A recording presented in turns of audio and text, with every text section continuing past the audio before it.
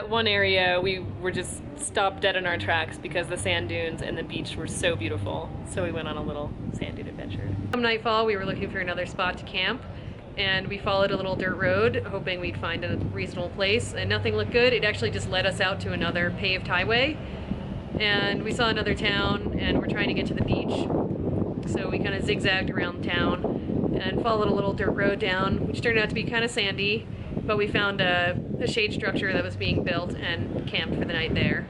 Back in town, we saw yet another parade. There's a bunch of kids in soccer uniforms going by. Pretty cute. They really liked our bikes. I don't think there's a lot of tourists in this little town. We rode all day through the wind, continuing to make our way south on our way towards Nazca. It was getting dark again, and we were looking for a place to camp, but every little side road that headed to the beach headed to a complex of private land and fancy beach homes. Cheto.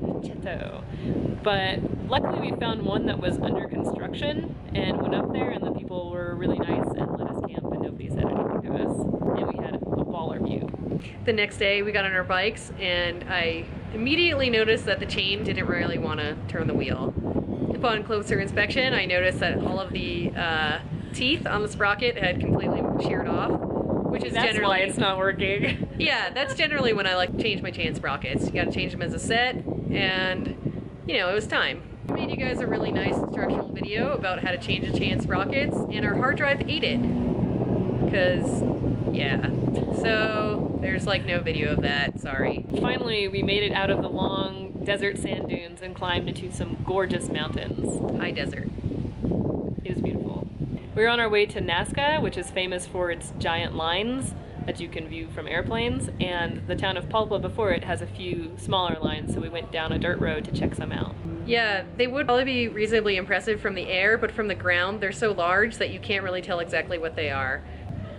So we headed down the road, and there was one more stop where we saw a bunch of petroglyphs on the side of the road. We stopped, and there was a really nice guy who explained them. And my favorite one was this old lady shaman who appeared to be tripping balls and had a lot of like sun trippiness coming out of her head. The guy confirmed it, she was a shaman. On our way to Nazca, we stopped at the Maria Reich Museum because the guy who was telling us about the other glyphs told us that she was really awesome and mostly responsible for the preservation of the Nazca lines. And it was really cool to check out the museum and learn a little bit about her history. Yeah, she moved to Nazca from Germany and dedicated basically the rest of her life to studying these lines. She was pretty young and she moved out there, and she spent her entire life inspecting the lines, mapping the lines, helping to protect and preserve the lines. She lived the same as the people in the town around her in a very simple mud brick house and taught English to afford to feed herself, and she was unpaid for all of her research and work on the lines.